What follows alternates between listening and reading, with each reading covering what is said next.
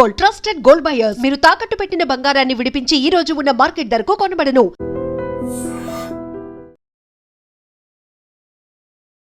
నమస్తే, welcome to I dream. నేను వలి. Micro finance పేరుతో లక్షలు వసూలు చేసి మొత్తంగా ఓవరాల్గా 200 కోట్ల రూపాయల వరకు మంగ్లీ వసూలు చేసింది.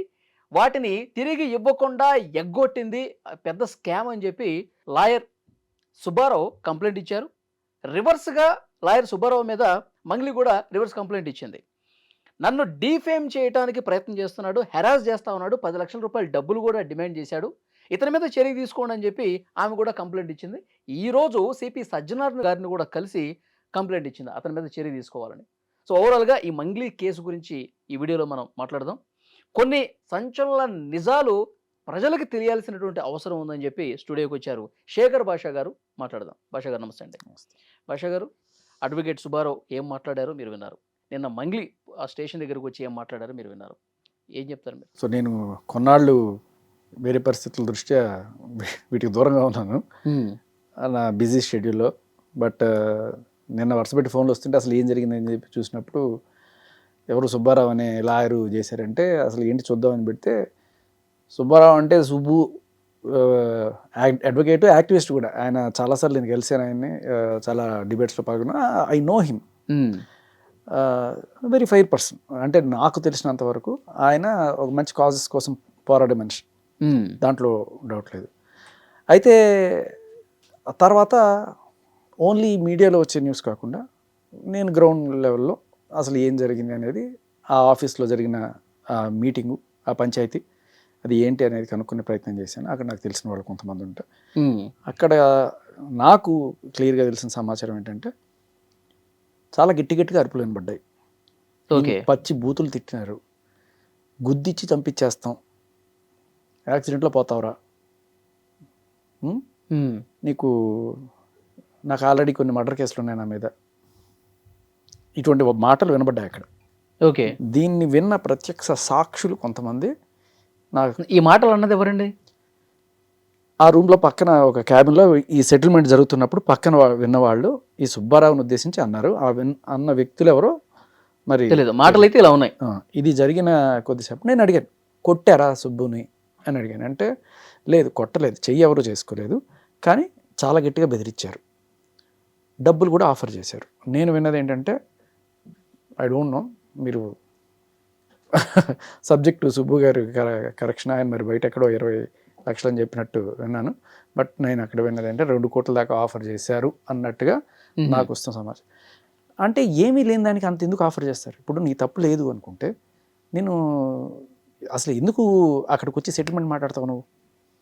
ఓకే, అసలు నాకు సంబంధమే లేదయ్యా అనుకున్నప్పుడు నువ్వు ఎందుకు అక్కడికి వస్తావు, ఎందుకు ఇతన్ని పిలిపిస్తావు, ఎందుకు ఇంత మాట్లాడతావు? 4 గంటలు జరిగిందట. సో ఈ ఆఫీస్కి పంజగుట్ట పిఎస్కి కూతవేటు దూరం, కరెక్ట్గా 100 మీటర్లు.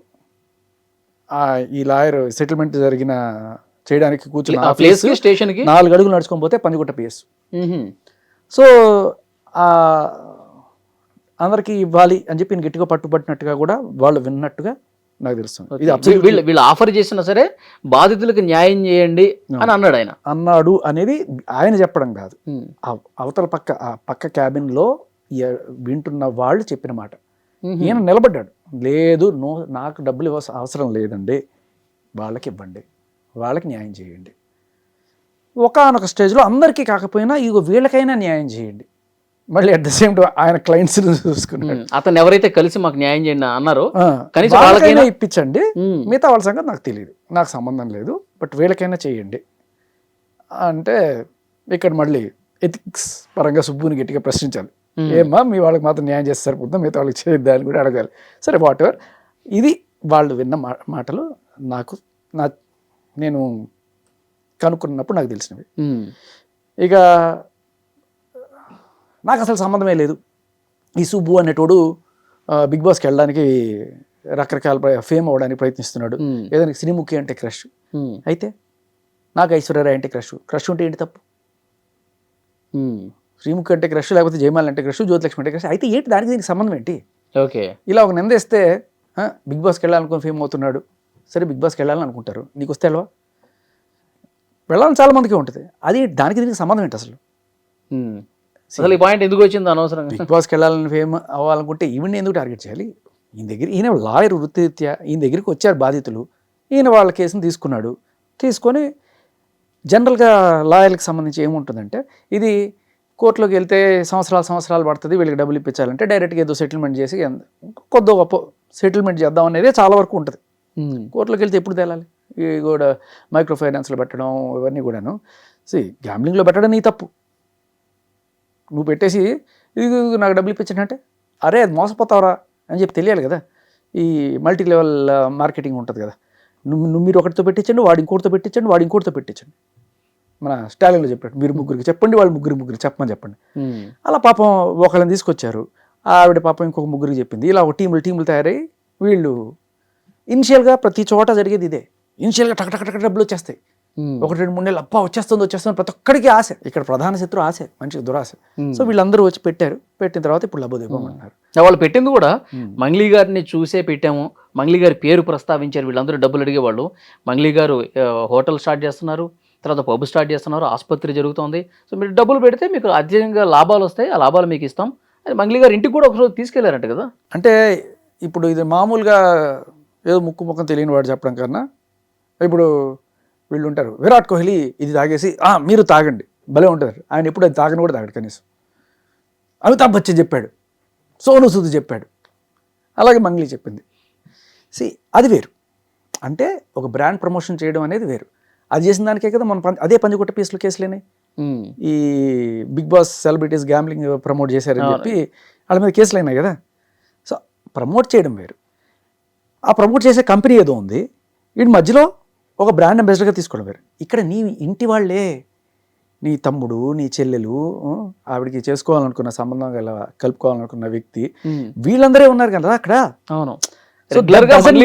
Just brand ambassador, you are somehow related to this అనేది అర్థమవుతుంది. మొన్న రీసెంట్గా ఒక పాట వచ్చింది, చాలా మంది క్రిటిసైజ్ చేశారు. ఆ స్థాయి నీ స్థాయి వ్యక్తి నిన్ను అంత గౌరవించి, ప్రజలు గౌరవించారు, అవార్డులు ఇచ్చారు. మా తెలంగాణ ఫోక్ సింగర్, ఆవిడ పుట్టింది గుత్తిలోనే ఎక్కడో, రాయలసీమ అయినా కూడా తెలంగాణ ఓన్ చేసుకుంది. ఆవిడని ఓన్ చేసుకుని హక్కును చేర్చుకొని ఇంత పెట్టుకుంటే, అలాగే పక్క రాష్ట్రం అయినా సరే వాళ్ళు కూడా మా రాష్ట్రం అమ్మాయి అని చెప్పి గుర్తించి ఆ తిరుమల తిరుపతి దేవస్థానానికి అంతా చేస్తే, మీరు వెళ్ళి అటువంటి బూతుపాటలు ఇటువంటివన్నీ బాడి ఒకటి ఆవిడ ఇమేజ్ని ఆవిడే దిగజార్చుకుంది. ఎందుకు? అసలు ఈ కేసులో అదొకటే కాకుండా కొన్నాళ్ళ క్రితం 150 కోట్లు వాళ్ళ ఇంట్లో దొరికాయి అని చెప్పి దీని రిలేటెడ్.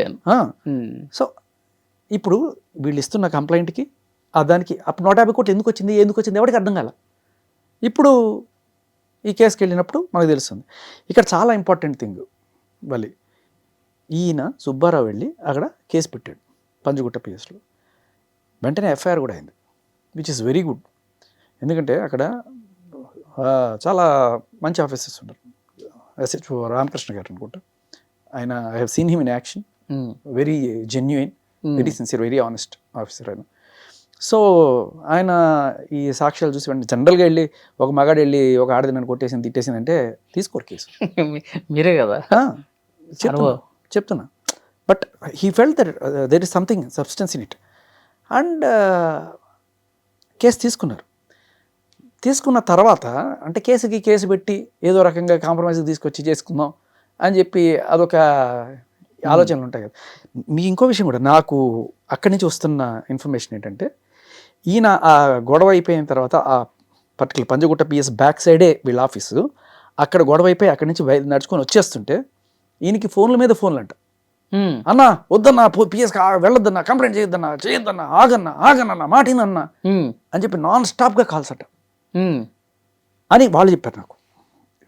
సుబ్బు కూడా చెప్పింది కదా, వాళ్ళు చెప్పిన మాట. ఓకే. తర్వాత నేను ఇంటర్వ్యూ చూస్తుంటే సుబ్బు షోయింగ్, నేను ఒక్కసారి కూడా కాల్ చేయలేదు, ఆవిడే ఎన్నిసార్లు కాల్ చేస్తుంది, ఆవిడే కాల్ చేసి ఆవిడే ఈయన మీద కేసు ఎట్లా పెడుతుంది. నార్సింగ్ పిఎస్లోనే చెప్పాలి మరి, నార్సింగ్ పిఎస్ ఫేమస్ కదా మనకి, చాలా ఫేమస్. డ్రగ్ పెడ్లర్లు 45 రోజులు చెంచలు కూడా జైల్లో ఉండొచ్చేసిన వాళ్ళు కూడా హీరోల మీద కేసులు పెట్టగలిగిన పిఎస్. ఒకటి కాదు కదా, 5 ఏళ్ల తర్వాత ఒకరు వచ్చి నేను చిన్నప్పుడు నా మీద అత్యాచారం చేశారని చెప్పి కేసు పెడతారు. ఇటువంటి కేసులకి నిలయం మన నార్సింగి పిఎస్. ఓకే. కాదు సార్, ఇప్పుడు మంగ్లీ కేసులో ఇంత జరిగిన తర్వాత అసలు నా ఇన్వాల్వ్మెంట్ ఎక్కడుంది, అసలు నేను ఎక్కడున్నాను, నేను ఎవరినన్నా డబ్బులు అడిగానా, నా పాత్ర ఏంటి, ఇవేమీ లేకుండా నన్ను ఎట్లా బదనాం చేస్తారు, నన్ను ఎట్లా ఇందులో ఉన్నానని ఎట్లా క్వశ్చన్ చేస్తారని అడుగుతున్నాను. అది అడిగడానికి అసలు నువ్వు అక్కడ కూర్చొని 4 గంటలు పంచాయతీ ఎందుకు చేస్తావు? ఇక్కడ వేరే ఏ సాక్ష్యాలు అక్కర్లా, ఆవిడే పెద్ద సాక్ష్యం ఇచ్చింది. నీ అంతటికి నువ్వే అక్కడికి వచ్చి కూర్చున్నావంటే దాని అర్థం ఏంటి? సెటిల్మెంట్ మాట్లాడడానికి ఎవరు వస్తారు? అసలు నీకేం సంబంధం లేదయ్యా, నువ్వు ఎందుకు వస్తావు సెటిల్మెంట్ మాట్లాడడానికి? అరే పోరా, నాకేంటి సంబంధం, ఎవరి చూసుకోపో అంటావు. అమ్మో నా మీదకి ఏదో వచ్చేస్తుంది అయిపోతుంది అనుకుంటేనే నువ్వు వెళ్ళి సెటిల్మెంట్ కూర్చుంటావు. ఓకే. కూర్చొని అన్నిసార్లు ఫోన్లు చేసి వెనక్కి రా అని ఎందుకు పిలుస్తావు? పిఎస్కి వెళ్తుంటే వెళ్ళిపోయాడు, తెగిపోయింది, ఇప్పుడు ఏ రకంగా మేనేజ్ చేసుకోవాలి అనే కారణమా? ఇప్పుడు జనాలకి అందరికీ కూడా మెయిన్ డౌట్ నాకు ఎక్కడ ఇదేంటంటే కొన్నిసార్లు అంటే ఈవిడకున్న పొలిటికల్ ఇన్ఫ్లుయెన్స్ మనందరికీ తెలిసిందే. పాలిటిక్స్ ప్లే చేయడం, మన దేశంలో పాలిటిక్స్ ఎలా ప్లే చేస్తారో నీకు తెలుసు కదా. ఒకటి లేడీ కార్డు, ఇంకొకటి దళితుల కార్డు, ఇవి రెండు కూడా. అందుకనే జనరల్గా కేసులు ఒక దళితుడిని పట్టుకొని అన్నారు, ఒక మహిళను పట్టుకొని అన్నారు, ఇక్కడి నుంచి మొదలవుతుంది రాజకీయం. ఒక గిరిజన మహిళను పట్టుకుని ఇట్లా ఇబ్బంది పెడతారా? అది వేరే వాళ్ళని పట్టుకుని ఇబ్బంది పెట్టచ్చా? పొలిటికల్ గేమ్ ఆడడం నేర్చుకున్నారు ఓవర్ పీరియడ్ ఆఫ్ టైం జనాలందరూ కూడా. ఎస్పెషల్లీ ఇప్పుడు సుబ్బుకు ఫోన్ చేసినప్పుడు కూడా కేంద్ర మంత్రి ప్రస్తావన తీసుకొచ్చారని, ఎమ్మెల్యే కొడుకు ప్రస్తావన తీసుకొచ్చారని ఇది కూడా చెప్తా ఉన్నాడు ఆయన. ఇంకొకటి షాకింగ్ విషయం ఏంటంటే కొన్నాళ్ళ క్రితం ఈవిడ బర్త్డే రోజున పార్టీ కోసం పోలీసులు అక్కడికి వెళ్ళి డ్రగ్స్ ఏవో వాడుతున్నారు అని చెప్పి కలకలం జరిగింది. ఆ తర్వాత కేసు ఏమైందో ఎవరికి తెలియదు. పాటలు అయితే పాడావు కదా, ఇటువంటి అసభ్యకరమైన పాటలు. ఇప్పుడేమైంది, సద్గురు లాంటి వాళ్ళు కూడా ఈసారి శివరాత్రికి పిలవలేవండి, నో ఎంట్రీ. ప్రతి సంవత్సరం కూడా ఆవిడ అక్కడ వచ్చి ఎంత గౌరవం కోల్పోయింది కదా. ఎందుకు? Just because they felt she's involved in this kind of ఆవిడ బర్త్డే రోజున డ్రగ్స్ లేకపోతే ఇది కలకలం వచ్చింది కాబట్టి. సద్గురు నెట్వర్క్ చాలా స్ట్రాంగ్ ఉంటుంది, వేలాది మంది ఫ్యాన్ బేస్ కదా ఆయనకి. సో పోలీసుల నుంచి తప్పించుకోవచ్చు కానీ అక్కడి నుంచి తప్పించుకోలేరు. ఆయనకి ఖచ్చితంగా ఇన్ఫర్మేషన్ ఉంటుంది. నువ్వు తప్పు చేయలేదంటే ఖచ్చితంగా ఆయన నేను కుంచేర్చుకుంటాడు, ఉంది అంటే మాత్రం ఖచ్చితంగా దూరం పెడతారు. అదే మనకి. సో ఆ రకంగా అక్కడ ఇప్పుడు ఈ కనెక్షన్లో ఆయన పంజగుట్టకి వెళ్ళినప్పుడు నేను షాక్ అయిన విషయం ఏంటంటే ఆయనకి డ్రంక్ అండ్ డ్రైవ్ టెస్ట్ చేశారు. ఆయన రోడ్డు మీద ఉన్న బండి నడుపుతున్నాడా? రోడ్డు మీద బండి నడుపుతున్నాడు ఆయన. అంటే తాగేసి వచ్చి నువ్వు ఏమైనా కంప్లైంట్ ఇవ్వడానికి వచ్చావా? వెరీ గుడ్, చాలా మంచి ప్రాక్టీస్. ప్రతి స్టేషన్లోనూ ప్రతి కంప్లైంట్ ఇచ్చేవాళ్ళు మీరు టెస్ట్ చేయండి, తాగేసి వచ్చి ఇస్తున్నాడా అని చెప్పి. అసలు పోలీసులకు ఆలోచన ఎందుకు వచ్చిందండి? ఆలోచన వాళ్ళకి ఎందుకు వచ్చింది అన్నాడు, వెళ్తూ మనకి ఎందుకు రాలేదు ఇన్నాళ్ళని సిగ్గుపడాలి మనం. నిజంగా చెప్తున్నా, ఖచ్చితంగా చేయాలి, మంచి ప్రాసెస్. కానీ ప్రతి ఒక్కరికి చేస్తున్నావా నువ్వు, ఎందుకు సుబ్బుకే చేసావు అంటే రాత్రికి రాత్రి ఈవిడ వెంటనే అక్కడికి వెళ్ళి కేసు పెట్టడం, ఈయన ఒక్క కాళ్ళు లేకపోయినా కూడా ఈయన ఆవిడని థ్రెటన్ చేశానని చెప్పి అక్కడ వెళ్ళి ఎఫ్ఐఆర్ చేయించడం. కార్డులు ఉన్నాయి కదా మనకి, గట్టిగా మహిళా కార్డు వాడచ్చు. నన్ను పర్సనల్గా కలవమన్నాడు, 10 లక్షల రూపాయలు డబ్బులు డిమాండ్ చేశాడు, ఇవన్నీ కూడా చెప్పారు కదా. బట్ ప్రూఫ్ చూపించాలి కదా. సుబ్బు చూపిస్తున్నాడు కదా ప్రూఫ్లో, ఇదిగోండి చూడండి ఇన్ని కాల్స్, నేను ఒక్క కాల్ చేశాను చూపించమానండి అడుగుతున్నారు కదా. సో మగాడు కేసు పెట్టాలంటే 100 సాక్ష్యాలు కావాలి, ఆడవాళ్ళు కేసు పెట్టాలనుకుంటే నోటి మాట చాలు. అందులోని సెలబ్రిటీస్, మన సజ్జనార్ గారు మొన్న ఒక వీడియో రిలీజ్ చేశారయ్యా. సజ్జనార్ గారు ఏమంటున్నారంటే ఆడపిల్లలు చాలామంది మోసపోతున్నారు, మా దగ్గర రకరకాల కేసులు వస్తున్నాయి పాపం, యూట్యూబ్ అది ఫేస్బుక్లోను ఇన్స్టాగ్రామ్లోను అబ్బాయిలంట షారుఖ్ ఖాన్ సల్మాన్ ఖాన్ లాంటి ఫోటోలన్నీ పెట్టేసి వాళ్ళని మభ్యపెట్టేసి వాళ్ళతో డబ్బులన్నీ ఇప్పించుకొని వాళ్ళని వాడుకొని చేస్తున్నారు. ఇటువంటి కేసులు చూస్తే నాకు చాలా బాధేస్తుంది. అమ్మాయిలు మీరు ఎవరన్నా సరే మీరు వచ్చి కేసులు పెట్టండి ఇటువంటి వాళ్ళ మీద, వాళ్ళు ఎక్కడున్నా సరే వాళ్ళందరినీ తీసుకొచ్చి, ఎంతమంది అయితే అబ్బాయిలు అంతమందిని తీసుకొచ్చి లోపలేసేస్తాం అని చెప్పారు. ఈ ఫెసిలిటీ ఆడవాళ్ళకైనా సార్ మగవాళ్ళకి లేదా అని అడుగుతున్నాను నేను. అంటే ఇప్పుడు నిజంగా మగాళ్ళు కూడా బాధితులుగా ఉన్న సందర్భాలు ఉన్నాయి కదా, హనీ ట్రాపులు చేసి. లేదు, నీకు ఇక్కడ ఏంటంటే మగాళ్ళకి చెప్పాల్సిన అవసరం ఏంటి? ఇప్పుడు కేసులు ఎక్కువ ఎవరు వస్తున్నాయి, ఆడవాళ్ళే వస్తున్నాయి, మగాళ్ళు రావట్లేదు అనేది పోలీసుల వాదన. కానీ మగాళ్ళ కేసులు ఎక్కడ తీసుకుంటున్నారు సార్ మీరు? మగాడిచ్చే కేసులే తీసుకోరు కదా. మీరు కేసులు తీసుకోరు కాబట్టి ఈ కేసులే ఉన్నాయి కాబట్టి ఇదే ప్రాజెక్ట్ చేస్తారు. నిజం చెప్తే సూసైడ్ రేటు 3 మగాళ్ళు చచ్చిపోతుంటే ఒక ఆడవాళ్ళు ఉన్నారు. ఇంతకన్నా ఏం కావాలి? అంటే ఆయన మాటల్లో నేనేమో అంటే మోసపోయేవాడు మగాడ ఆడదా జెండర్ ఏంటి సార్? ఎవరైనా కావచ్చు. మీరు ఇలా ఆడవాళ్ళందరూ బై డిఫాల్ట్ అమాయకులు, మగాళ్ళందరూ బై డిఫాల్ట్ అగ్రెసర్లు. అంటే అమ్మాయిలు కొద్దిగా సెన్సిటివ్ ఉంటారు కాబట్టి బయటికి రాలేరు కాబట్టి మీకు మేము ఉన్నామన్న ఒక భరోసా ఇస్తున్నారు అనుకోవచ్చుగా. అదే అంటున్నా, కేసులు పెట్టేవాళ్ళే కదా, మగాళ్ళు వచ్చినా కూడా తీసుకోరు కదా. నేను అనేది అదే. ఇప్పుడు ఈ ఫెసిలిటీ మగాళ్ళకి లేదా? మగాడు మోసపోయాడు. ఇప్పుడు నిజం చెప్పాలంటే ఒక ఫేస్బుక్లోనో ఒక ట్విట్టర్లోనో లేకపోతే ఏదైనా ఇన్స్టాగ్రామ్లోనో మగాళ్ళు ఆడవాళ్ళని అట్రాక్ట్ చేయడం ఈజీయా, ఆడవాళ్ళు మగాళ్ళని అట్రాక్ట్ చేయడం ఈజీయా? వందల వేల అకౌంట్లు ఆడవాళ్ళు ఇక్కడ ఇవాళ రేపట్లో 500, 1000 రూపాయలు మీకు ఫ్రీ షోలు, సెమీ న్యూడ్ షోలు, టాప్లెస్ షోలు, ఇలా రకరకాలుగా ఇచ్చుకుంటూ డబ్బులు సంపాదించుకుంటున్నారు వాళ్ళు ఇవాళ రేపట్లో. అండ్ అలాగే కొంతమంది ఓయో రూములకు పిలవడం, అక్కడ ఒక సెట్టింగ్ పెట్టుకోవడం, వీళ్ళు వెళ్ళగానే పోలీసులు వచ్చేస్తారు, పట్టేసుకుంటారు. వీడికి రకరకాల, వీడు ఒప్పుకోకపోతే వీడు లక్షలు డిమాండ్ చేస్తారు, ఒప్పుకోకపోతే వీడి మీద కేసులు, అత్యాచారం కేసులు చూస్తూనే ఉన్నాం. దీనికి ఆడ మగ అనేది తేడా లేదు. డబ్బులు ఎవరన్నా సరే మోసపోయారు అనుకో, సరే పెళ్లి చేసుకుంటాను అని చెప్పి వాడు ఏదో అంతకుంటే డబ్బులు తీసుకోవడం, అది వేరే విషయం. ఇక్కడ మగాడి దగ్గర నుంచి డబ్బులు పొందడానికి వీళ్ళు వాడేది ఏంటంటే ఫేక్ రేప్ కేసు. రీసెంట్గా మనం చూసాం కదా, ఇంజనీరింగ్ కాలేజ్ అబ్బాయి ఓయో రూమ్కి వెళ్ళి అత్యాచారం చేశారంట. ఓయో రూమ్కి ఎందుకు వెళ్ళింది ఈమె? సంవత్సరంన్నరగా రోజు జరుగుతుందంట. అయినా ఆడవాళ్ళ అమాయకులు.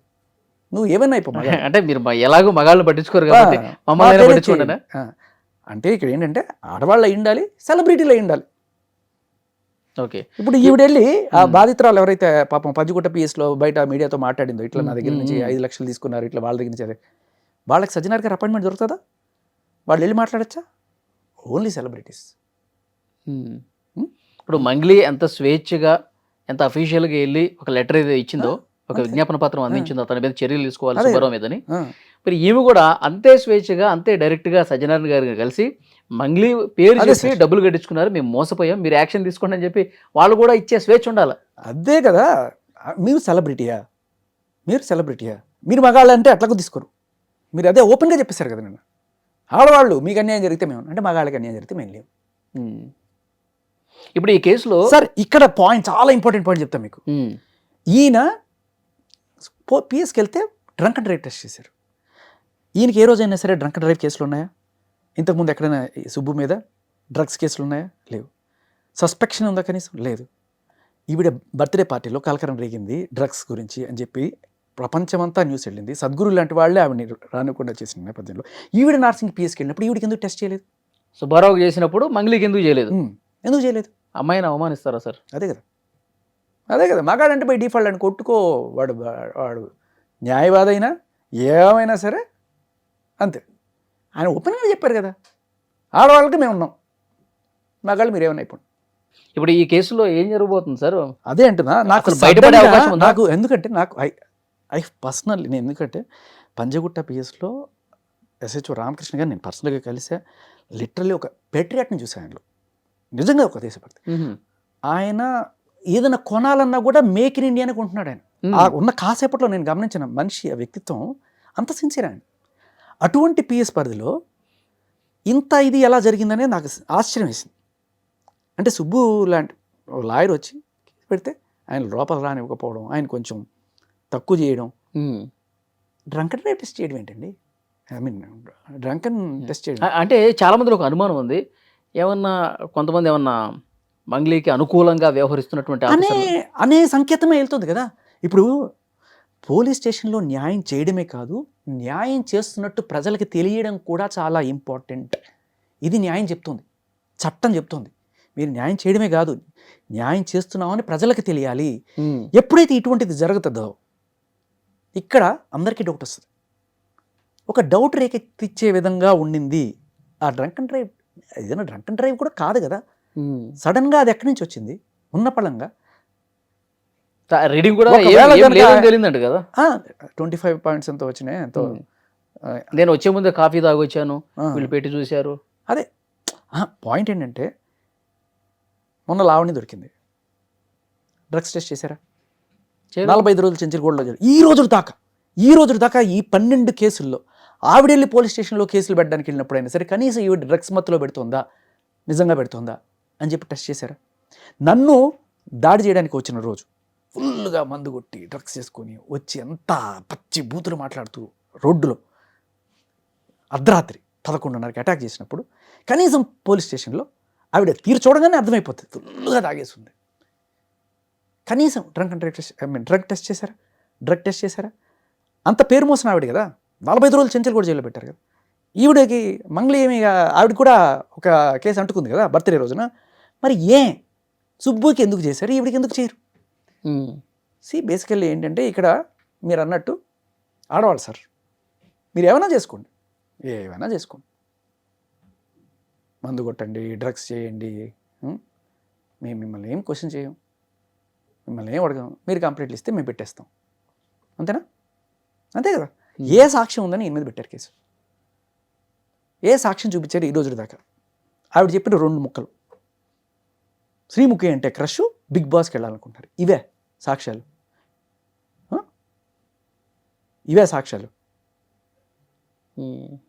అంటే ఆయన శ్రీముఖి అంటే క్రష్ ఉండవు, అది ఏమన్నా నేరమా? బిగ్ బాస్కి వెళ్దాం అనుకుంటున్నాడు, అది నేరమా? నాకు చాలా సార్లు ఫోన్లు చేసి శ్రీముఖి గురించి అడుగుతా ఉండేవాడు. అయితే నీకు ఒక యాక్టర్ అంటే ఇంట్రెస్ట్ ఉంటుంది, ఆవిడ ఒకసారి కల్పించు అని చెప్పి అడగడం ఇంక వేరే రకమైన సంకేతాలు ఏమైనా ఇస్తుందా?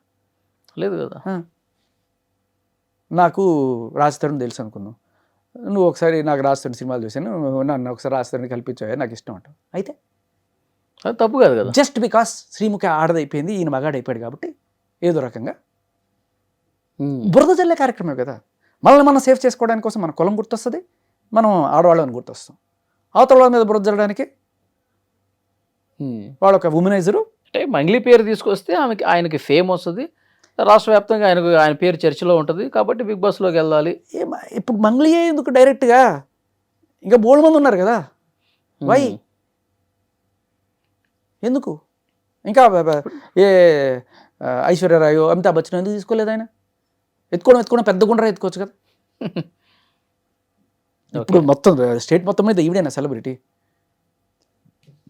ఈయన దగ్గరికి క్లయింట్స్ వచ్చిన మాట వాస్తవం కదా, ఇది ఈ రోజు కాదు కదా. ఇవాళ ఆయన అక్కడికి వెళ్ళడానికి కూడా కారణం ఏంటి? నువ్వు ఆ రేంజ్లో ఆయన్ని దూషించి చంపేస్తానని వార్నింగ్ ఇచ్చి యాక్సిడెంట్లో పోతామని చెప్పి బెదిరించినప్పుడు ఆ పరిస్థితిలో ఆయన వెళ్ళి అక్కడ కంప్లైంట్ ఇచ్చాడు తప్ప ఆయన ఎందుకు వాళ్ళ కోసమే నిలబడ్డాడు కదా, వాళ్ళ కోసమే నిలబడ్డాడు అనేది కూడా వాళ్ళు చెప్తున్నారు. ఎంత డబ్బులు ఆఫర్ ఇచ్చినా ఆయన తగ్గలేదట. ఆయన మాటలు కాదు, ఆయన ఏముంది, ఆయన చెప్పడం పెద్ద విషయం కాదు, పక్కన ఉన్నవాళ్ళు చెప్పిన మాట నేను చెప్తున్నాను మీకు. ఓకే, మరి పోలీసులు కూడా ఇన్వెస్టిగేషన్లో ప్రూఫ్స్ అడుగుతారు కదండి. సార్ ఒక మాట, ఇన్వెస్టిగేషన్ అంటే ఏంటి? పోలీసులు కనుక్కోవాలి అంతేగా. బేసిక్ ప్రైమ్ ఆఫేసి ఇస్తాం మనం. 10 కాల్స్ ఆవిడ చేసిందని చూపించారు ఆయన. ఎందుకు చేస్తుంది 10 కాల్స్? ఆవిడకి ఏంటి సంబంధం? చేసింది, మెసేజ్లు చూపించాడు. ఇన్ని ఉన్నప్పుడు పోలీసులకి ఇది చాలు. పోలీసులు ఏం చేయాలి? ఇప్పుడు ఇన్వెస్టిగేట్ చేసి దీంట్లో నిజాలు ఎంత ఉన్నాయి అని కనుక్కోవాలి, సాక్ష్యాలు వాళ్ళు తీసుకురావాలి, అది వాళ్ళ పని. బేసిక్ నువ్వు ఇస్తావు, ఖచ్చితంగా చేయగలరు. మన పంజగుట్ట పిఎస్, నేను అదే చెప్తున్నాను కదా, మంచి ఎఫిషియెంట్ ఆఫీసర్స్ ఉన్నారు అక్కడ, చాలా మంచి ఎఫిషియెంట్ ఆఫీసర్స్ ఉన్నారు. బట్ ఇప్పటికీ నాకు అర్థం కాని విషయం ఏంటంటే ఆ డ్రంక్ అండ్ డ్రైవ్ టెస్ట్ మరి ఎవరన్నా చెప్పారా, లేకపోతే మేబీ కొన్నిసార్లు ఏమవుతుందంటే అక్కడ మంగళికి సంబంధించిన వాళ్ళు కూడా ఎవరన్నా వచ్చి ఆయన తాగేసి చేస్తున్నాడు సార్ అని చెప్పి ఆరోపించినప్పుడు అప్పుడు కొన్నిసార్లు వాళ్ళ కోసం కూడా చేసి ఉండొచ్చు. ఓకే, అలా కూడా అయి ఉండొచ్చు. నేను ఆఫీసర్స్ని కూడా ఏమి తప్పు పట్టను నేను, ఎందుకంటే I seen them in action. Such a honest officer ఆయన. ఓకే, ఇప్పుడు అడ్వకేట్ సుబ్బారావు గారు అలిగేట్ చేస్తున్నట్టుగా రాజకీయ నాయకుల అండదండ కూడా ఉంది, పెద్ద పెద్ద నాయకుల పేర్లు కూడా ఆమె చెప్తుంది కాబట్టి. ఎందుకంటే టీటీడీకి అడ్వైజర్ గా చేసింది కదా. అదే అంత ఇన్ఫ్లుయెన్స్ ఉన్నప్పుడు ఈ కేసు సజావుగా జరుగుతుందన్న నమ్మకం ఉందా? ఖచ్చితంగా లేదు. అంటే నాకు నమ్మకం ఎక్కడుందంటే ఆ ఆఫీసర్ మీద, ఆయన క్రెడిబిలిటీ మీద. పైనుంచి ఫోన్ కాల్స్ అది నా భయం. ఎందుకంటే పైనుంచి ఈవిడ వెళ్ళింది కదా, సజ్జనార్ గారు అంటే ఆడవాళ్ళకి మేము ఉన్నామమ్మా, ఏం చేసినా పర్లేదా? ఆడవాళ్ళు ఇబ్బందులు పడుతున్న ఆడవాళ్ళు, సమస్యలు ఎదుర్కొంటున్నటువంటి ఆడవాళ్ళు, మగాళ్ళ వల్ల వాళ్ళు ఏమి చేయలేని నిస్సహాయ స్థితిలో ఉన్న వాళ్ళకి రక్షణ కల్పిస్తాం ఆ యాంగిల్లో చెప్పుండొచ్చు సజ్జనర్ గారు. కానీ ఒక ఆడమనిషి నిజంగానే తప్పులు చేసి నేరాలు చేసి కాదు సార్, న్యాయం అంటే ఉమ్, బాధితులకి న్యాయం చేయడం. ఉమ్, బాధితుల్లో ఆడవాళ్ళకే న్యాయం చేస్తూ ఉండడం ఏంటి? యాజ్ అ పోలీస్ నేను అడుగుతున్నా, పోలీస్ అనేవాళ్ళు ఎవరైనా బాధితులకు న్యాయం చేయాలి, మేము ఆడ బాధితులకే న్యాయం చేస్తాం అంటే ఏంటి దాని అర్థం? బై డిఫాల్ట్ మేము ఆడవాళ్ళనే బాధితులుగా చూస్తాం ఉమ్. అనేదే కదా. కాదు, ఇప్పుడు మంగ్లీ గారు ఒకవేళ తప్పు చేశారు అనుకుందాం, ఆ. ఫర్ ఎగ్జాంపుల్ అనుకుందాం, ఆ. అప్పుడు సజ్జనర్ గారు తప్పు చేసినా వదిలేస్తారనా మీ మీ ఉద్దేశం? ఆహా, అంటే మనం ఎక్కువగా గారాబం చేస్తే జరిగే ఎఫెక్ట్లు ఉంటాయి కదా. ఆయన ఇటువంటి స్టేట్మెంట్ ఇస్తే ఆయన ఉన్నారు కదా, మనం ఆడవాళ్ళకి ఆయన ఇప్పుడు అతని మీద చర్య తీసుకోండి సార్ అని కలిసినంత మాత్రాన ఒకవేళ తప్పు ఈ మీదని తేలిన విచారణలో మంగ్లీదే తప్పు అని తేలినా లైట్ తీసుకుంటారా అంటున్నా సజ్జనర్ గారు. విచారణ జరగాలి కదా అంటున్నా నేను. విచారణ జరగకుండానే పైనుంచి ప్రెషర్ వస్తే ఇక్కడ ఉన్న ఆఫీసర్ ఏం చేస్తారు? ఇలా డ్రంక్ అండ్ డ్రైవ్ నోట్లో పెడతారు. అది నిజంగా నాకు తెలీదు. అక్కడ ఉన్న మంగ్లీ ఏజెంట్స్ ఎవరైనా సరే అక్కడ ఉండి చేయండి, ఆయన తాగేసి వచ్చి చేస్తున్నాడు చూడండి అని చెప్పి అని ఉండొచ్చు. దానివల్ల అది చేసి ఉండొచ్చు, అంతవరకు నేను తీసుకోగలను. బట్ ఒకవేళ కనుక రాత్రికి రాత్రి సిచ్యువేషన్ మారిపోయి ఎందుకు కేసు పెట్టారు అని చెప్పి పైనుంచి ఏమైనా ప్రెషర్ వచ్చిందా నువ్వు అన్నట్టుగా కూడా దాంట్లో ఏమీ ఆశ్చర్యమేం లేదు. ఎందుకంటే నువ్వు చెప్పినట్టు హైలీ పొలిటికల్ ఇన్ఫ్లుయెన్స్ ఉన్న మనిషి ఆవిడ. ఎంత పేరుంది, అవార్డులు ఉన్నాయి, ఎంత పలుకుబడి లేకపోతే నువ్వు ఆయన చెప్తున్నాడు కదా సెంట్రల్ మినిస్టర్ అని, వాళ్ళు వీళ్ళ పేర్లు కూడా చెప్తున్నారు కదా. నో మ్యాటర్, పెద్ద ఆశ్చర్యమేం లేదు ఆవిడకున్న పొలిటికల్ బ్యాక్గ్రౌండ్కి, ఇట్స్ దేర్. కానీ మనం ఇక్కడ అప్రిషియేట్ చేయాల్సింది, ఇంత పెద్ద భయపెట్టినా ఇంత పెద్ద పేర్లు చెప్పినా ఈ మనిషి నిలబడ్డాడు కదా. అడ్వకేట్ సుబ్బారావు నిలబడ్డాడు. వీటికి దాటి నేను విన్నది 2 కోట్ల ఆఫర్ ఇచ్చినా కూడా లేదు వీళ్ళకి న్యాయం చేయండి మీరు అని చెప్పి నిలబడ్డాడు కదా. That's something. ఓకే, ఆయన కరేజ్కి మనం నిజంగా హ్యాట్స్ ఆఫ్ సుబ్బు. లేకపోతే అంత ప్రెషర్ని తట్టుకొని, అంత డబ్బు ఆశ చూపించిన తట్టుకొని అతను వాళ్ళ కోసం నిలబడ్డం అనేది నిజంగా అప్రిషియేట్ చేయదగ్గ విషయం. ఖచ్చితంగా నిజం. ఏదన్నా వెహికల్తో గుద్ది చంపించేస్తాం నిజమేనది మీరు విన్నది? అంటే అక్కడ ఉన్న ప్రత్యక్ష సాక్షి చెప్తున్నాడు నాకు, ఓకే, ఇలా బెదిరించారని చెప్పి. సో ఇవన్నీ కంప్లైంట్ ఇచ్చాడా? మొత్తం పిన్ టు పిన్ ఆయన మొత్తం ఇచ్చాడు. అది ఎఫ్ఐఆర్లో కొన్నిసార్లు లాయర్లు సెక్షన్లు పెడుతుంటారు కదా అని అడిగితే, లేదన్నా ఆయన ఇచ్చిన ప్రతి మాట అక్కడ జరిగింది అని చెప్పాడు. Okay.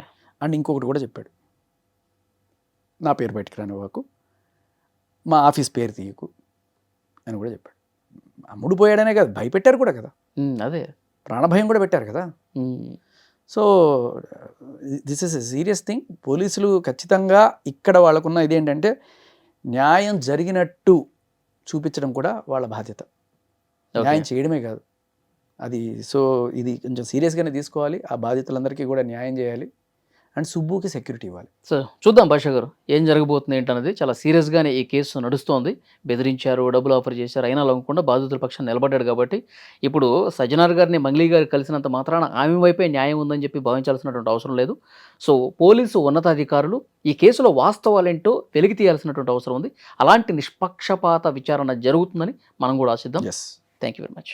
And for more videos, Please subscribe to iDream. Please subscribe to iDream. Please subscribe iDream. And please subscribe to iDream. For more videos, subscribe to iDream. please like, share and subscribe to the channel. Congratulations, iDream. Subscribe to iDream. Subscribe to iDream. So subscribe to iDream Media. iDream team అందరికి huge congratulations. Please subscribe iDream Media. Please subscribe to iDream. Subscribe iDream. Please subscribe to iDream. iDream అంటే నా కళల ఛానల్ను subscribe చేసుకున్న నోరు తిరుగుతలేదు, మీరైతే గంట గుర్తు కొట్టండి. For more such videos, please subscribe to iDream. Subscribe to iDream. Please subscribe to iDream. Please subscribe iDream Media. Please do subscribe to iDream. Please subscribe to iDream Media. For best entertainment and information, please subscribe iDream. And don't forget to subscribe to iDream.